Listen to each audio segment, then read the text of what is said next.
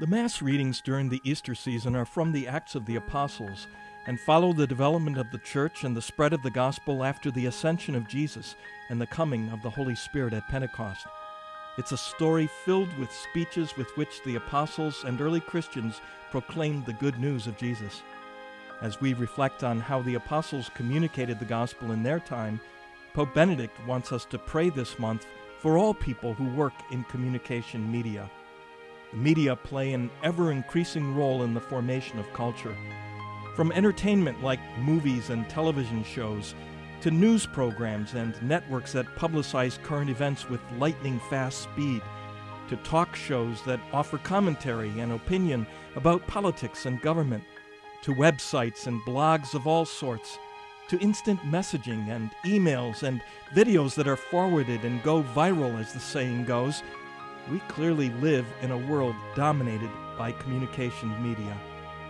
All this technology can be used for good or for bad, to share the truth or lies, to uplift the human person or to degrade humanity.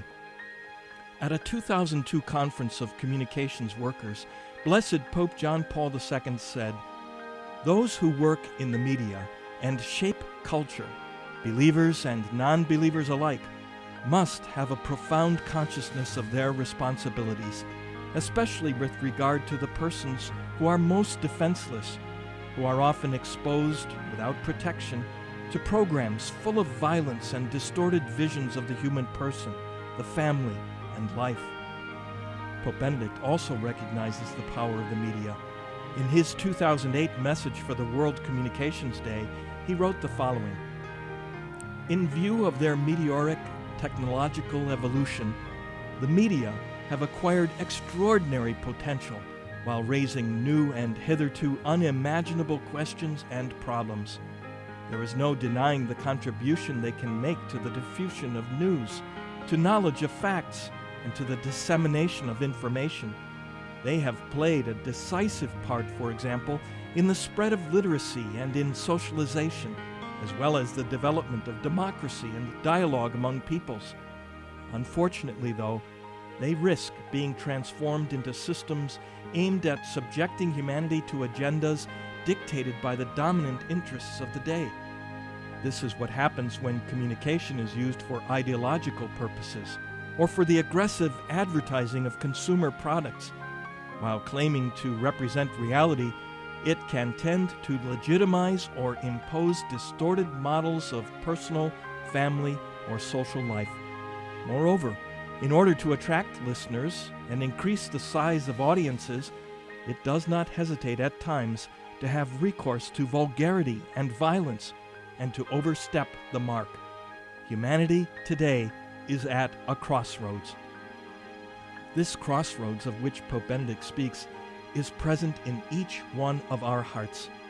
Each of us is faced with decisions about entertainment and programs and news stories, and we need to examine ourselves, honestly asking, do I, as a consumer of information and entertainment, support media that present falsehoods or that degrade the dignity of the human person? Our prayer this month, that those working in media may respect the truth, solidarity, and dignity of people, challenges us to examine ourselves to make sure that in our use of the communications media, we are respecting truth, solidarity, and human dignity. This year's World Communications Day will be celebrated on June 5th, and for the occasion, Pope Benedict wrote a message entitled "Truth, Proclamation, and Authenticity of Life in the Digital Age."